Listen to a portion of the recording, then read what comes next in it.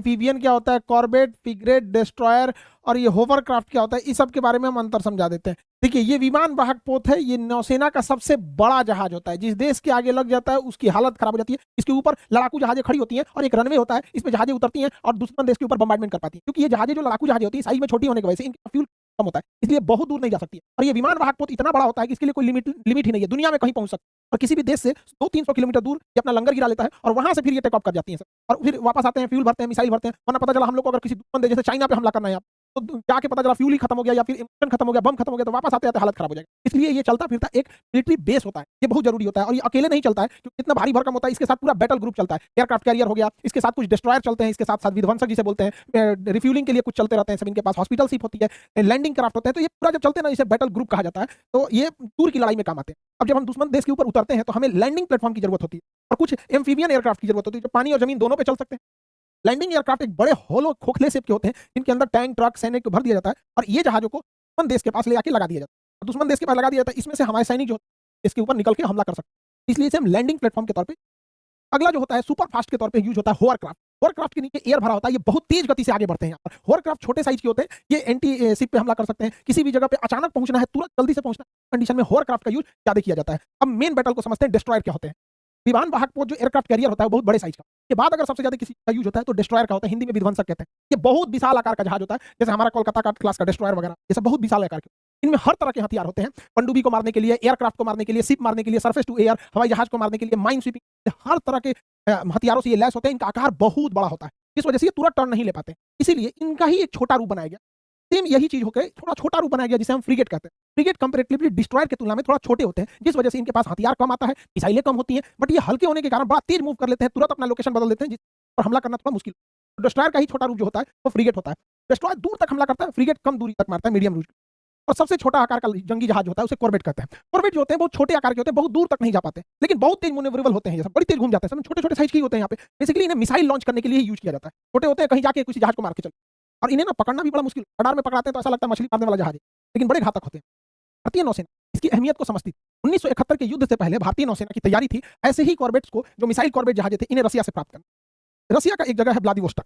Geography में आपको पढ़ाया था, व्लादिवोस्टोक से ट्रेन जाती है सेंट पीटर्सबर्ग तक, दुनिया की सबसे लंबी रेल मार्ग है, ट्रांस साइबेरियन का। ट्रांस मतलब इस पार से उस पार, साइबेरिया इधर का भाग साइबेरिया कहलाता है, ये वाला भाग यूरेशिया कहलाता है। खैर ये तो ज्योग्राफी का पार्ट हो। ये जगह है व्लादिवोस्टोक। तो व्लादिवोस्टोक में भारत ने 1971 के जंग के मद्देनजर रखते हुए यहाँ रसिया को ऑर्डर दिया कि कुछ मिसाइल कॉर्बेट बनाने के लिए। कॉर्बेट छोटे होते हैं, तो मिसाइल को लगाया गया, स्टिक मिसाइल्स थी, बहुत बेहतरीन निशाना लगाती थी, एनालॉग। यहाँ ये बना दिया गया और यहाँ से इन कॉर्बेट को कोलकाता लाया गया।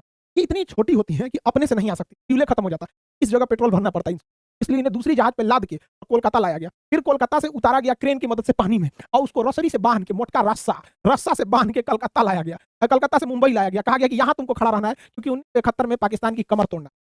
क्या दिए 71 का जंग भी चालू हो गया। पता चला कि ये आधी रास्ते जाएंगे तो इनका फ्यूल खत्म हो जाएगा। अब ये जाए कैसे जाए भैया, ये तो दूर तक जा ही नहीं सकती। तब दिमाग लगाए, तो बड़ा जहाज लाया गया और कहा गया कि देखिए भैया, बड़ा जहाज जो रहेगा ना, ये बड़ा वाला जहाज इन लोग को खींचेगा, बड़ा वाला जहाज खींचेगा और यहाँ तक ले आके छोड़ देगा। सोचिए, खींच के टोचन करके लेके आ गया इन जहाजों को, मुंबई से टोचन करके ले गए लोग यहाँ पर अरब सागर में और यहाँ छोड़ दिया गया। अब उसके बाद ये हमला करने के लिए तैयार हो। 3 जहाज जिन्हें ले गया था, आईएनएस वीर, देखिए इंडिया की जो भी जहाज रहेगी उसमें आईएनएस लगा रहता है, जिसका मतलब होता है इंडियन नेवल शिप। आईएनएस वीर, आईएनएस निर्घट और आईएनएस निपट। इतने छोटे थे ना कि उतनी लंबी दूरी तय करते तो आधा इनका फ्यूल खत्म हो जाता, लौट के नहीं आता, बांध के लेके गए। मुंबई बंदरगाह से इन्हें बांध के ले गए लोग इन तीनों को और यहाँ पे ले आकर खड़ा कर दिया। अब दिक्कत यह था कि इतने छोटे थे, एयरफोर्स देख लेती, पाकिस्तानी एयरफोर्स, तो दिक्कतें हो जाता, बम गिरा देती इन लोग के ऊपर, इसलिए इनको रात में बांध के ले गए। इनको रात में लेके गए लोग हम लोग 4 दिसंबर 1971 की रात को। रात में निर्घट को लेके गए लोग अरब सागर में बांध के। इसने देख लिया पाकिस्तानी डिस्ट्रॉयर। सोचिए, ये खुद था कॉर्बेट, निर्घट था कॉर्बेट, सबसे छोटा होता है, और पाकिस्तान का डिस्ट्रॉयर बड़ा होता है। डिस्ट्रॉयर का नाम था खैबर। खैबर का खैरियत ले लिया निर्घट ने, खैबर का ऐसा खैरियत लिया, ऐसा खैरियत लिया, मारा दूध को मिसाइल ले धड़ाधड़, ऐसा खैरियत लिया कि बेचारा वहीं डूब गया। खैरियत लेने वाला खैबर डूब गया। इतना छोटा जहाज जिसको टोचन करके ले गया, मार के डुबा दिया Pakistan. PNS Pakistani naval ship का खैबर जहाज अब जमींदोज हो चुका। जमींदोज का मतलब जमीन के अंदर चला गया। पाकिस्तानी भाई भी देख रहे होंगे तो अच्छे से समझ में आज समझने में ऐसे भी जाने जाते हैं कि किसी को तकलीफ ना हो, चाहे कोई भी देश का हो, उसे तकलीफ नहीं होना चाहिए। अब जमींदोज उर्दू अल्फाज है, इसको अच्छे से समझते हो। आगे बढ़ते हैं, अभी 3 को गया था सब, इसको एक और को ठेल के ले गए यहाँ पर, उसका नाम था वीर, आईएनएस वीर। इसने देख लिया आईएनएस मुहाफिज को। अब मुहाफिज जो जहाज था बड़ा खतरनाक था, उस समय का माइन स्वीपर था, बड़ा एडवांस जहाज था मुहाफिज को। इसने भी मारा एक मिसाइल आईएनएस मुहाफिज, पीएनएस, आईएनएस नहीं जी, आईएनएस तो वीर के आगे लगेगा ना, इंडियन नेवल शिप, इसके आगे पीएनएस लगा था, पीएनएस मुहाफिज मारा धाए से, पीएनएस मुहाफिज भी डूब, खुदा हाफिज ए मुहाफिज, खुदा हाफिज, अब अलविदा, भी डूब गए। पीएनएस मुहाफिज क्या हो गया, डूब गया, पानी में डूब गया यहाँ पे। अब अगला नंबर था, अगला जो जहाज गया था 3 भगिया के ले गए थे, और खतरनाक था, इसका नाम था निपट, आईएनएस निपट। आईएनएस निपट को ना इसकी रडार में बड़ा सा जहाज दिखा, नाम था एमवी चैलेंजर, बड़ा नाम था चैलेंजर। चला एमवी चैलेंजर जो है पाकिस्तान को मिसाइल गोला बारूद भर के अपने जा रहा था, लो मारो भारत को, अमेरिका उसको भर के दिया, इजराइल को दिया है भर के, भारत ने कहा भर के देगा, मारेगा हम लोग को। निपट ने कहा आओ हम तुमको टिका देते हैं। तो आईएनएस निपट जो कॉर्बेट क्लास का जहाज, इतना छोटा जो जा नहीं सकता था, मारा धड़ाम से मिसाइल चैलेंजर पे, एमवी चैलेंजर तहस नहस हो गए। अब बिना कुछ बचाए 30 सेकंड के अंदर जमीन दोज हो गए, पानी दोज हो गया, जमीन दोज नहीं जी, पानी दोज, पानी में चल बर्बाद हो गया, गोला बारूद भी तहस नहस हो गया। ये निपट, निपट शरीफ नहीं था, लौटने टाइम भी सोचा कि को निपटा के आते।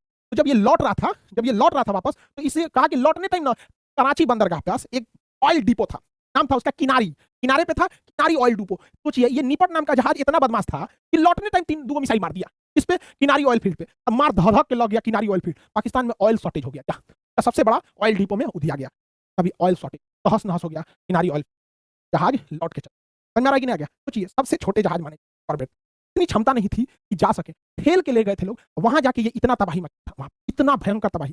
देखिए हम आपको इस तरह से समझाएं, थोड़ा ना आज थोड़ा हम आपको ग्राफिक्स की मदद से समझाते हैं, एनिमेशन के माध्यम से इसी चीज को। आप बताइएगा कि आपको कौन सा मेथड सही लगता है, अभी जो ये वाला बताए हैं या ग्राफिक्स वाला, थोड़ा इसको आप समझाइएगा। हम दूसरे मेथड से इन्हीं तीनों हम लोग को हम दोबारा समझाते हैं। देखिए अब हम इसी चीज को एनिमेशन से समझते हैं, कैसे पाकिस्तान के तीनों जहाजों को एक छोटे से कॉर्बेट ने डुबा दिया, ये रस्सी से बांधकर आगे की ओर ले जाएंगे। इसमें जो रस्सी से थे निर्घट, वीर और निपट, ये कॉर्बेट थे। आगे जाने के बाद स्ट्राइक संभालता है निर्घट, और निर्घट के रडार में जैसे खैबर आता है यहां से हमला कर देता है, खैबर के ऊपर ये हमला, और इसके हमले में खैबर डूब जाता है। इसके बाद अगला नंबर आता है वीर, वीर यहां से हमला करता है मुहाफिज पे, और मुहाफिज वहीं पर डूब जाता है। इसके बाद निपट, निपट ने चैलेंजर पे हमला किया, चैलेंजर को भी डुबा दिया। निपट लौटने से पहले हमला कर देता है ऑयल फील्ड, ऑयल फील्ड पर हमला कर, और ये ऑयल फील्ड को तबाह कर दिया। तबाह करने के बाद अपने बेस पर लौट कर चले आते, लौट के आ गए लोग अपने। देखिए अब आपको हम दोनों दिखा दिए हैं, इमेज बैकग्राउंड के हिसाब से भी और एनिमेशन के हिसाब से भी। आप थोड़ा बताइएगा कि आपको इमेज वाला में ज्यादा अच्छा से समझ में आ रहा है या फिर एनिमेशन वाले में अच्छा से समझ में आ रहा है। आप जैसा बोलिएगा उसी हिसाब से आगे कंटिन्यू करेंगे हम लोग। खैर हम अपने टॉपिक पे आते हैं। कराची के इस किनारी ऑयल डिपो में इतना भीषण आग लगा था कि जब ये ब्लास्ट हुआ और जब निपट के सैनिकों ने अपने डेक पर आकर इस आग की ज्वाला को देखा था, धधकते हुए आग को, तो उन्होंने कहा था कि इससे बड़ा हम लोग ने कभी दिवाली नहीं देखा। उन्होंने कहा कि सबसे बड़ा बोन फायर था। अंग्रेज सब ना कौड़ा जला के आग तापता है, तो उसको बोन फायर बोलते, अलाव, देहात में उसको अलाव बोला जाता है। कौड़ा जला के आदमी गाय भैंस के आगे रख देता है। अंग्रेज सब जितना ही पढ़ा लिखा है, सबने ज्यादा पढ़ लिखा, उसको बोन फायर बोलता है, बोन फायर। हमको लगा कि बहुत बढ़िया चीज होगा, बाद में समझ में आता कौड़ा जली ले।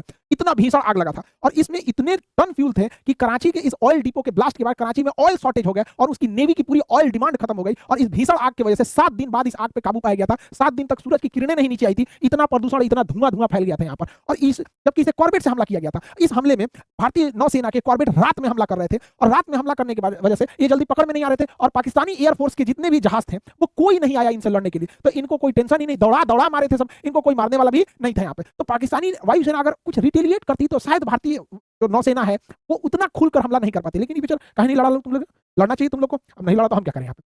देखिए जब ये लड़ाई चल रही थी, निपट, निर्घट, वीर जब हमला कर रहे थे, तबातोड़ हमला कर रहे थे, तो इन पूरे हमले को रशिया से बैठ के सैटेलाइट इमेज के माध्यम से देखा जा रहा था। और वहां के नौसेना प्रमुख थे एडमिरल गोशाकोव। एडमिरल गोशाकोव देख के दंग रह गए कि भाई जिन जहाजों को बनाया ही नहीं गया था इतने दूर हमला करने के लिए, जो इतना खतरनाक थे ही नहीं, उनसे ये लोग कैसे रस्सी से बांध कर खींच कर ले जाके और उस तट पर हमला करके चले आए। तो इन्होंने कहा कि हम जाकर भारत के उन सैनिकों से मिलना चाहते हैं। तो ये भारत आए थे स्पेशली उन सैनिकों से मुलाकात करने के लिए। एडमिरल गोशाकोव, जब भी कोई नौसेना का प्रमुख आता है तो उन्हें हम लोग नौसेना की परंपरा के हिसाब से भोज पर आमंत्रित करते हैं और वो भोज नौसेना के बड़ी जहाजों पर दिया जाता है। हालांकि ये कॉर्बेट पे ही, उस आईएनएस वीर, निर्भट पे ही जाना चाहते हैं, बट इतना छोटे थे कि इतने बड़े अधिकारी को भोज के लिए वहां आमंत्रित नहीं किया जा सकता था। तो एडमिरल गोशाकोव को आईएनएस विक्रांत पर आमंत्रित किया गया भोज करने के लिए वहां पर। और आईएनएस विक्रांत उस समय 71 की लड़ाई का हीरो था। इस एयरक्राफ्ट कैरियर पर इन्हें लाया गया एडमिरल गोशाकोव को। उस समय भारतीय नौसेना के प्रमुख थे SM Nanda, admiral SM Nanda. और एडमिरल एसएम नंदा से इन्होंने अनुरोध किया कि हमें उन लोगों से भी मुलाकात करनी है जो इस लड़ाई में कॉर्बेट चला रहे थे। वहां इन्होंने भोज किया और मुलाकात किया एसएम नंदा से वहां पर।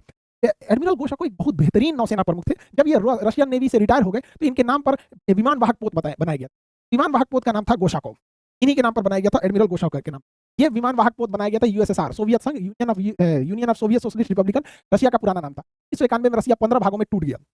इतना भीषण टूटा, अर्थव्यवस्था तहस नहस हो गई। एडमिरल गोशा को जो जहाज था बेसिकली हेलीकॉप्टर कैरियर था, ये हेलीकॉप्टर को ले जाने के लिए डिजाइन किया गया और मिसाइल लॉन्चिंग ट्यूब्स थे सब यहाँ पर, तो हमला करने के लिए भी थे वहाँ पे पहले से वहाँ।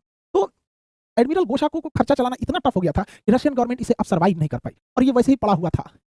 इंडियन नेवी की इस पे नजर गई, इंडियन नेवी ने इसे सेकंड हैंड खरीद लिया, एडमिरल गोशाको को सेकंड हैंड खरीद लिया। लेकिन इंडियन नेवी को हेलीकॉप्टर कैरियर की जरूरत नहीं थी, उसे एयरक्राफ्ट कैरियर की जरूरत थी। इसे रिनोवेट करके हेलीकॉप्टर से हटाकर दोबारा इसी को हम लोगों ने एयरक्राफ्ट कैरियर में कन्वर्ट करा लिया और एडमिरल गोशाको हो गया आईएनएस विक्रमादित्य। तो आईएनएस विक्रमादित्य का पुराना नाम एडमिरल गोशाको।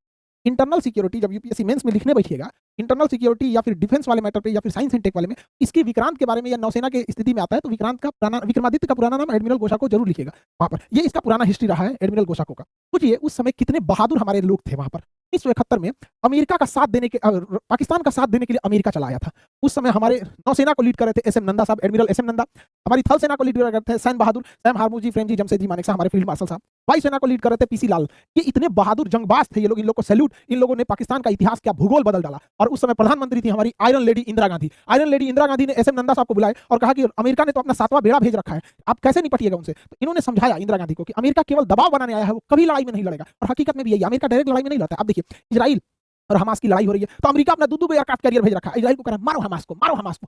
बैकअप में खड़ा रहता है। यही किया था अमेरिका ने, पाकिस्तान अपना बेड़ा भेज दिया था 7वां बेड़ा, पाकिस्तान को कहा था मारो भारत को, मारो भारत को, मारो अपने अब्बा को। अरे अब्बा से लड़ना आसान होता है क्या? बाप बाप होता है।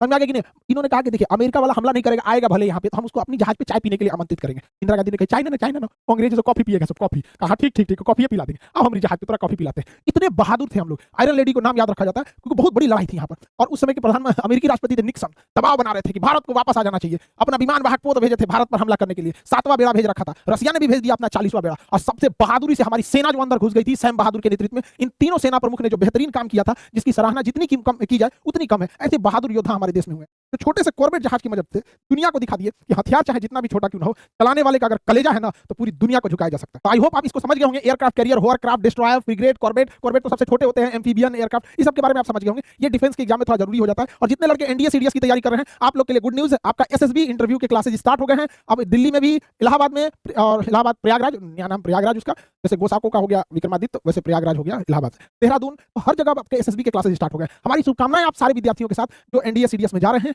और जितने लड़के इस बार एसएसबी दे रहे हैं उन सब के लिए बड़ा हमको भी ऐसा लगता है कि जहां हम नहीं जा सके वहां हमारे विद्यार्थी जा रहे हैं। और सारे विद्यार्थियों से कहते हैं कि जब जाइए सेना में ऐसा तहलका मचाइए कि जब हम लोग बूढ़े हो जाएं तो हम कहानी आपकी बताएं, आपकी वीर गाथा सुनाएं कि हमारे बैच का विद्यार्थी था, पनडुब्बी मार के डुबा दिया, एयरक्राफ्ट कैरियर मार के डुबा दिया, हमारा डिस्ट्रॉयर दिया यहाँ पे, तो हमको भी बड़ा फक्र महसूस होगा। अपने बुढ़ौती में हम समझाएंगे सबको कि देखो हमारे बैच का था, बदमाश था, मारे थे, पीटे थे, आज देखो तहलका मचा रहा है। हमें भी बहुत खुशी होती है। और जिस भी बैच की आप तैयारी कर रहे हैं एनसीईआरटी बहुत जरूरी है। चाहे आप नीट की तैयारी कर रहे हैं, चाहे आप पीसीएस की तैयारी कर रहे हैं, यूपीएससी के लिए एनसीईआरटी बहुत जरूरी है, खास करके 6 से लेकर 12 तक। बस इस क्लास में लड़के भटक जाते हैं। स्टूडेंट आप लोग को समझ में नहीं आता पढ़ना क्या है। एक्चुअली क्या है ना कि वो रैंडम है, कुछ जानकारी 6 में है, कुछ 7 में, कोई 8 में, तो आप लिंक नहीं कर पाते। इसके लिए भी अब हम लोग ने पूरी तरह से लिंक करके और जितने भी बेहतरीन फैकल्टी हैं उन सब से मिला के इसको हम लोग तैयार किए एनसीईआरटी का, और इसको बेहतरीन ढंग से पढ़ाया जाएगा। ये आपके पीसीएस में, टीचर्स एग्जाम में, अभी बिहार टीचर एग्जाम में इतना ये काम क्वेश्चन आया था एनसीईआरटी से जिसका कोई हद नहीं। एससीईआरटी, एनसीईआरटी बहुत जरूरी चीजें होते हैं। आई होप आप इसको समझेंगे। मिलेंगे नेक्स्ट क्लास में। जय हिंद।